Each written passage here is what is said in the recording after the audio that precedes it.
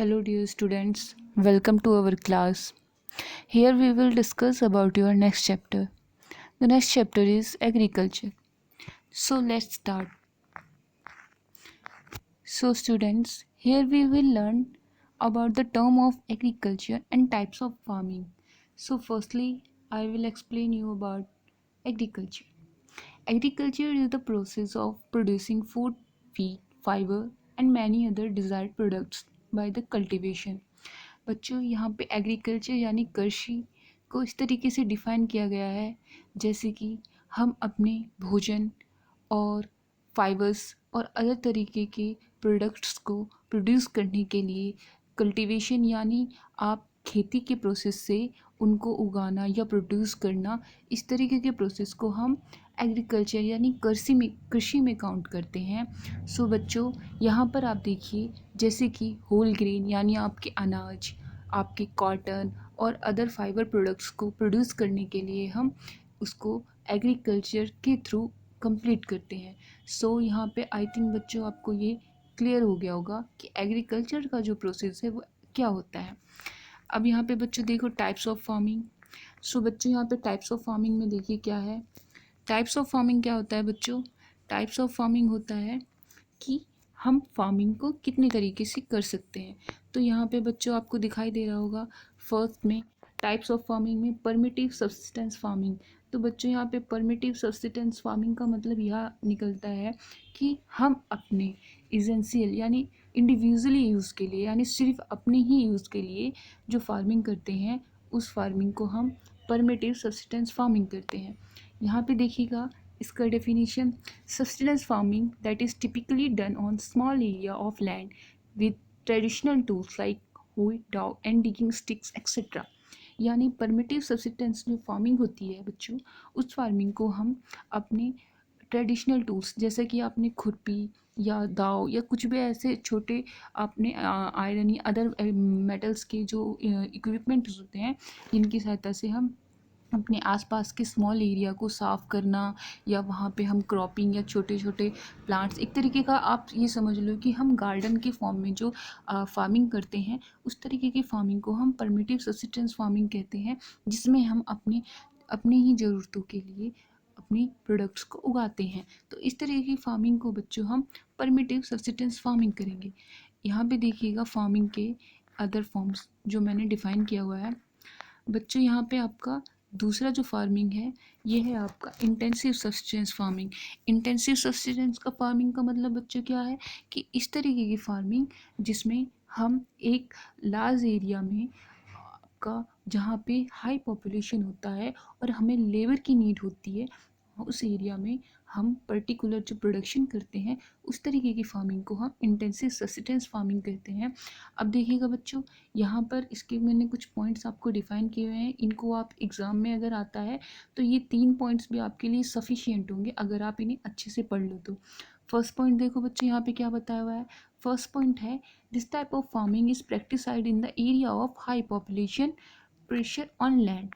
इसका मतलब ये है कि इस तरीके की जो फार्मिंग होती है वो हाई पॉपुलेटेड एरियाज़ में होती है जहाँ पर हम प्रैक्टिसाइड यानी उनके द्वारा यूज़ करके यानी लेबर का यूज़ करके वहाँ पे फार्मिंग को कंप्लीट करते हैं। सेकंड पॉइंट देखिएगा, it is labour intensive farming. It is labour intense sorry line double आ गई है बट यहाँ पे इसकी ये सिंगल लाइन आपको लिखनी है यहाँ तक। तो इसका मीनिंग यहाँ पे ये निकलता है कि हमें इस तरीके की फार्मिंग में कुछ लेबर्स की ज़रूरत होती है जो इस फार्मिंग प्रोसेस में हमारी हेल्प करते हैं। ठीक है बच्चों, जैसे कि आपका इरिगेशन में और आपके साफ़ सफाई में और क्रॉप्स की केयरिंग में फर्टिलाइज़र और जो भी चीज़ें हम यूज़ करते हैं इन तरीके के कामों के लिए हमें लेबर का ज़रूरत पड़ता है। इस वजह से हम कह सकते हैं कि ये लेबर इंटेंसिव फार्मिंग होती है। Third point is most important बच्चों इस क्वेश्चन का। थर्ड पॉइंट में देखिएगा क्या है, it require higher biochemical input and irrigation. इसका मतलब बच्चों यहाँ पे होता है कि हमें इस तरीके की फार्मिंग के लिए एक हाई बायोकेमिकल इनपुट्स यानी जैसे खाद, जैसे प्लांट्स और आपके जैसे भी गोबर वगैरह जो भी आपके फर्टिलाइजर्स होते हैं जो बायोकेमिकल हो यानी उसमें कोई भी आपका आर्टिफिशियल जैसे लैब में बनाया हुआ कोई खाद वगैरह फर्टिलाइज़र यूज़ ना हो, जैसे एक तरीके का बायोकेमिकल इनपुट्स हो। और इरिगेशन हो उस तरीके के हम प्रोसेस को इस तरीके की फार्मिंग में यूज़ करते हैं। तो बच्चों इंटेंसिव सब्सटेंस फार्मिंग का मीनिंग आपको यहाँ पे क्लियर हो गया होगा। नेक्स्ट देखेंगे बच्चों। नेक्स्ट है बच्चों ये मोस्ट इम्पोर्टेंट आपका है slash and burn farming. Slash and burn farming में देखो बच्चों क्या होता है कि हम इसमें क्या होता है कि पर्टिकुलर कोई भी स्मॉल लैंड या आपका कोई भी ऐसा एरिया जहाँ पे हम फार्मिंग करने के बाद उस पर्टिकुलर एरिया के क्रॉप्स को सूख जाने के बाद जलाकर उस प्रॉपर लैंड मास एरिया को हम क्लियर कर देते हैं ताकि हम उसे नेक्स्ट टाइम पीरियड के लिए तैयार कर सकें या हम उस पर्टिकुलर एरिया से अदर किसी एरिया में जाकर वहाँ पे फार्मिंग कर सकें।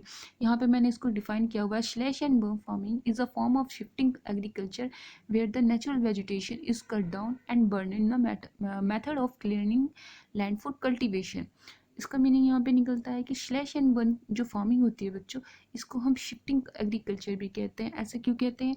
क्योंकि यहाँ पे पर्टिकुलर हम क्रॉपिंग या फार्मिंग करने के बाद अपने क्रॉप्स का जो भी आपका बचा हुआ रिमेनिंग पार्टिकल्स होता है हम उसे जला देते हैं ताकि वो जो लैंड मास का पूरा प्रॉपर एरिया है वो साफ़ हो जाए और हम दूसरी जगह अपनी फार्मिंग को शिफ्ट कर लेते हैं। तो इस तरीके की फार्मिंग को हम स्लैश एंड बर्न फार्मिंग या अदर फॉर्म में कहें तो शिफ्टिंग एग्रीकल्चर भी कहते हैं। तो बच्चों अगर आपके एग्ज़ाम में आता है कि आप शिफ्टिंग एग्रीकल्चर के बारे में बताओ तो यहाँ पे आपका स्लैश एंड बर्न फार्मिंग भी प्रॉपर कह सकते हो कि इनफ होगा अगर आप इसकी भी डेफिनेशन लिखोगे। नेक्स्ट देखिए बच्चों यहाँ पे मैंने स्लैश एंड बर्न फार्मिंग जो हमारे इंडिया के अदर रीजन में जो अलग अलग टाइप्स में होती है या अलग अलग नामों से की जाती है तो उनके कुछ मैंने नाम यहाँ पे मेंशन करे हुए हैं। तो आप ये एक बार देख लोगे तो आपके लिए सफिशिएंट नॉलेज गेन कराने के काम आएगा। सो स्टूडेंट्स यहाँ पे आप स्लैश एंड बर्न फार्मिंग के कुछ अदर नेम्स जो इंडिया में अलग अलग फॉर्म में बुलाए जाते हैं। तो यहाँ पे देखिएगा ये जो है झूमिंग। झूमिंग ये बहुत पॉपुलर नेम है, यानी आपका एग्ज़ाम में पूछ लिया जाता है कि स्लैश एंड बर्न फार्मिंग को कुछ पर्टिकुलर्स एरिया में किन पर्टिकुलर्स एरिया में हम झूमिंग के फॉर्म में जानते हैं। तो बच्चों ये आपके हैं असम, मेघालय, मिज़ोरम एंड नागालैंड, यानी आपका नॉर्थ ईस्टर्न एरिया जहाँ पर हम इनको झूमिंग के नाम से जाना जाता है, यानी इस तरीके की फार्मिंग को। दूसरा बच्चों यहाँ पे मैंने मेंशन करना भूल गई, यहाँ पे आपका POMOU यानी पोमो करके फार्मिंग होती है, NCERT की बुक में भी मेंशन है। तो इस तरीके की फार्मिंग को हम मणिपुर में पोमो के नाम से जानते हैं। दीपा दीपा के नाम से यानी बस्तर यानी छत्तीसगढ़ में हम और अंडमान निकोबार के कुछ पर्टिकुलर एरियाज में हम इस तरीके की फार्मिंग को दीपा के नाम से जानते हैं। बेबार एंड दहिया बेवार और दहिया के नाम से इस तरीके की फार्मिंग को हम मध्य प्रदेश में जानते हैं। पोडू एंड पेंडा इन आंध्र प्रदेश। तो बच्चों यहाँ पे मैंने आगे भी कुछ नाम मेंशन किए हुए हैं, आप देख सकते हैं, जैसे Kumari in Western Ghat, Valre and water in South India और Rajasthan, Khil in Himalaya belt, Kuruwa in Jharkhand. तो बच्चों आपको यहाँ पे कुछ पॉइंट से ये क्वेश्चन अगर आया आपके एग्जाम में तो ज़्यादा से ज़्यादा 1 मार्क्स में ऑब्जेक्टिव टाइप क्वेश्चन में पूछ लिया जाएगा, लेकिन आपको यहाँ पे इसके स्लैश एंड बर्न फार्मिंग के जो अदर नेम है हमारे इंडिया में वो जान लेना ज़रूरी है। देखते हैं नेक्स्ट टॉपिक बच्चों यहाँ पे एक अदर टाइप्स ऑफ फार्मिंग है जो मैंने यहाँ पे एक्सप्लेन किया है, जो कि आपका है कमर्शियल फार्मिंग। इसको मैंने क्वेश्चन के फॉर्म में लिखा हुआ है। देखिए what is commercial farming, give some examples. तो मैं यहाँ पे थोड़ा डिफाइन आपको क्लियर करा दूँ। Commercial farming is a type of farming in which crops are grown for commercial use only. It is motorized method of farming that is undertaken on a large scale. बच्चों यहाँ पे इसका meaning ये निकलता है कि कमर्शियल फार्मिंग इस तरीके की फार्मिंग है जहाँ पर हम क्रॉप्स को एक कमर्शियल यूज़ के लिए ग्रो करते हैं। एग्जांपल जैसे कि आपको मैंने अभी थोड़ी देर पहले परमिटिव इंटेंसिव फार्मिंग के बारे में बताया था, जिसमें हम अपने ही यूज़ के लिए इंडिविजुअल यूज़ के लिए कोई भी क्रॉप्स का प्रोडक्शन करते हैं जहाँ पर हमें अपने लिए ही उसे कंज्यूम करते हैं। लेकिन बच्चों कुछ प्रोडक्शन आपका ऐसा होता है क्रॉप प्रोडक्शन जिसमें हम उनको सेल्फ यूज़ के साथ साथ अदर कंट्री अदर स्टेट में भी हम उनको एक्सपोर्ट करते हैं।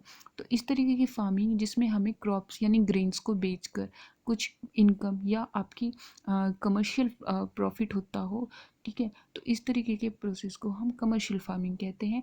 इसमें ज़्यादा कुछ आपको डीपली नहीं जाना है, बस आपको यहाँ पे इतना ही समझना है कि ऐसी farming where we use for grown the crops for commercial purpose use only. ठीक है बच्चों। तो इतना ये आपका इनफ होगा। इसमें एग्जांपल्स में देख लीजिए ऐसे कौन कौन से क्रॉप्स हैं जिनको हम कमर्शियल फार्मिंग में यूज़ करते हैं। तो ये है आपका wheat, maize, tea, coffee, sugar cane, cashew, rubber, banana, cotton are harvested and sold in world market. तो बच्चों हमारे इंडिया के कुछ ही मेजर क्रॉप्स हैं जिनको हम वर्ल्ड मार्केट पे एक्सपोर्ट के फॉर्म में प्रोडक्शन करते हैं। यहाँ पे और देखिएगा बच्चों नेक्स्ट, यहाँ पे आपको कुछ सीजन्स मैंने बताए हुए हैं कि ये कुछ सीजन्स हैं जिनमें आपको क्रॉप प्रोडक्शन किए जाते हैं। सबसे पहले आपका राबी। राबी का जो सीज़न है उसमें देखिए क्या होता है बच्चों, राबी की क्रॉप्स में क्या होता है, ये जो क्रॉप्स होती हैं ये अक्टूबर टू नवंबर के सीज़न में आपका बोई जाती हैं और हार्वेस्टिंग जो सीज़न है इनका अप्रैल के मंथ, मार्च और अप्रैल के एंडिंग और स्टार्टिंग से यही स्टार्ट हो जाता है। हम यहाँ पे इन फसलों की कटाई करते हैं। इसकी जो क्रॉप्स हैं बच्चों ये देखिए, wheat, gram, oats, barley, seeds like mustard, linseed, sunflower etcetera. तो बच्चों रबी के सीज़न में जो बोई जाने वाली क्रॉप्स हैं उनके ये कुछ एग्जाम्पल है। नेक्स्ट देखते हैं बच्चों सीज़न खरीफ। तो खरीफ देखिए बच्चों, जो खरीफ की क्रॉप्स हैं वो आपके रेनी सीज़न में हम उनको ग्रो करते हैं या उनकी क्रॉपिंग की जाती है और उनको मानसून के लास्ट सीज़न में हम हार्वेस्ट कर लेते हैं।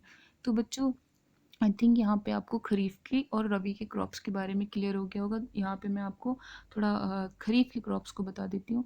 ये बच्चों यहाँ पे है खरीफ की जो क्रॉप्स आती है उसमें आपका पैडी यानी राइस जिसको हम चावल बोलते हैं, मेज़, ज्वार, बाजरा, कॉटन, शुगरकेन एंड ग्राउंडनट, ये इसके मेजर क्रॉप्स हैं और जिनको हम खरीफ की क्रॉप्स में काउंट करते हैं। थर्ड आपको दिखते हैं जायद की क्रॉप्स। जायद क्रॉप्स में बच्चों, जायद क्रॉप्स हम समर में बोते हैं और ये बहुत ही लॉन्ग टाइम पीरियड तक मार्च और जून के मेनली मंथ में हमें अवेलेबल होते हैं। जैसे कि आपको पता है कि कुछ क्रॉप्स ऐसे होते हैं कि हमें उनके लिए किसी मार्केट या किसी कह सकते हो कि आपको फैक्ट्री में जाने की ज़रूरत नहीं पड़ती, हम उन्हें डायरेक्ट ही आपके फील्ड एरिया से परचेज़ कर सकते हैं। Example pumpkin, cucumber, bitter ground, watermelon. तो ऐसे सभी फ्रूट्स और आपके वेजिटेबल्स जो कि आपके मार्च और जून के मंथ में बोए जाते हैं तो उनको हम जायद क्रॉप्स में काउंट करते हैं। आगे बच्चों नेक्स्ट टॉपिक देखिएगा।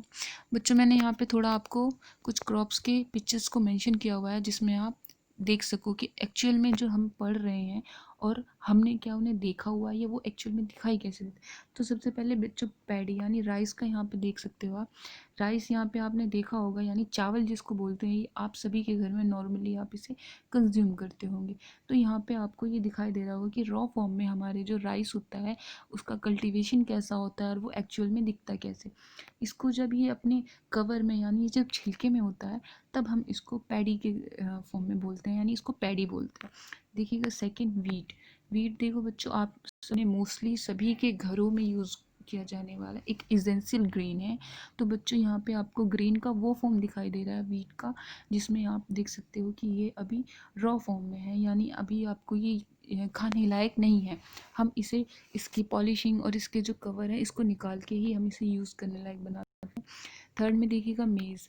मेज़ बच्चों नॉर्मली सभी बच्चों से लेकर हर एक एज ग्रुप के लोगों के लिए आप ये कह सकते हो कि कंज्यूम करते हैं और ये टेस्टी भी होता है। आप इसे कई तरीके की रॉ फॉर्म में या आप इसे कॉर्न के फॉर्म में या पॉपकॉर्न वगैरह बना के यूज़ कर लेते हो। तो ये भी एक आपका मेजर क्रॉप्स में आता है जो कि हमारा कमर्शियल क्रॉप्स में काउंट होता है। ये बच्चों टी है यानी चाय। तो देखो यहाँ पे आप देख सकते हो कि आप टी के जो लीव्स होती हैं इन लीव्स को सुखाकर हम इसको पत्ती के फॉर्म में कन्वर्ट करते हैं। सुखा के इनकी ही पत्तियों को आप चाय के रूप में लेते हो। तो बच्चों ये टी गार्डन है जिसमें मैंने दिखाया हुआ है कि कैसे टी का रॉ फॉर्म आपको दिखाई देता है। बच्चों ये देखिएगा यहाँ पे कॉफ़ी का जो डायग्राम है, इसमें कॉफ़ी में क्या है बच्चों, ये छोटी छोटी बेरीज़ के फॉर्म में होती हैं। इनको रोस्ट करके हम मिक्सी या अदर जो बड़े बड़े मिल्स होते हैं उनमें हम इन्हें रोस्ट करके पीस देते हैं या मिक्स ग्राइंड कर देते हैं जिसके बाद ये पाउडर के फॉर्म में हमें मिलती है और हम इसका यूज़ करते हैं। तो बच्चों आई थिंक आपका जो अभी तक किसी क्रॉप्स के बारे में आइडिया नहीं होगा वो आपको हो गया होगा। आगे कुछ और भी क्रॉप्स हैं जिनको मैंने डायग्राम या सॉरी पिक्चर्स के थ्रू मेंशन किया हुआ है। यहाँ बच्चों देखो, एक बहुत ही पॉपुलर आपका फाइबर होता है जिसको बोलते हैं जूट फाइबर। बच्चों जब ये आपको क्लास में या अदर जगह पे एक्सप्लेन किया जाता है तो आपके माइंड में ये क्वेरी होती है कि एक्चुअल में दिखता कैसे है। तो बच्चों यहाँ पे आपको मैंने जूट का एक प्लांट दिखाया, एक नहीं एक्चुअल में ये तो बहुत सारे प्लांट हैं जहाँ पे इसकी आप देख सकते हो कि कल्टीवेशन किया गया है। यहाँ पे देखोगे बच्चों, ये जो प्लांट्स हैं आपके, ये 5 से 7 फीट्स के हाइट में होते हैं। और यहाँ देख सकते हो कि ये लेडी यहाँ पे इसकी हार्वेस्टिंग यानी कटाई कर रही है। जिसके बाद ये क्या होता है बच्चों, इसको सुखाकर जो भी इसका आपका फाइबर होता है उसको इस प्लांट से निकाल कर ऐसे रॉ फॉर्म में सुखा लिया जाता है। और इसको बाद में हम फैक्ट्रीज़ या मशीनरी के थ्रू जो भी हमें जिस चीज़ में भी कन्वर्ट करना होता है वहाँ पे हम इसे कन्वर्ट कर लेते हैं। आपका नेक्स्ट देखिएगा बच्चों, ये आपका है रबड़। रबड़ जो है हमें नेचुरल फॉर्म में कैसे मिलता है वो मैंने यहाँ पे पिक्चर के थ्रू आपको समझाया हुआ है। तो रबड़ देखिए बच्चों, बेसिकली एक हमें प्लांट से मिलता है। और जी की उस ट्री से हम क्या होता है कि कुछ टाइम बाद उसको कट करने के बाद एक लिक्विड की फॉर्म में जो निकलता है हम उसे कलेक्ट कर लेते हैं। और कलेक्ट करने के बाद इसको हम लॉन्ग टाइम पीरियड तक उसको मैन्युफैक्चर करके रबर के फॉर्म में कन्वर्ट करते हैं और अपने वेरियस पर्पज़ के लिए यूज़ करते हैं। तो आई थिंक बच्चों यहाँ पे जो भी मैंने प्रोडक्ट रॉ फॉर्म में दिखाए अब आपको क्लियर हो गया होगा कि वो एक्चुअल में कैसे होते हैं और मैन्युफैक्चरिंग करने के बाद हमें कैसे दिखा देते हैं। आपका ये लास्ट बच्चों है, तो यहाँ पे देखिएगा, इसको हम बोलते हैं कॉटन। कॉटन से बच्चों आपके वेरियस प्रोडक्ट बनते हैं।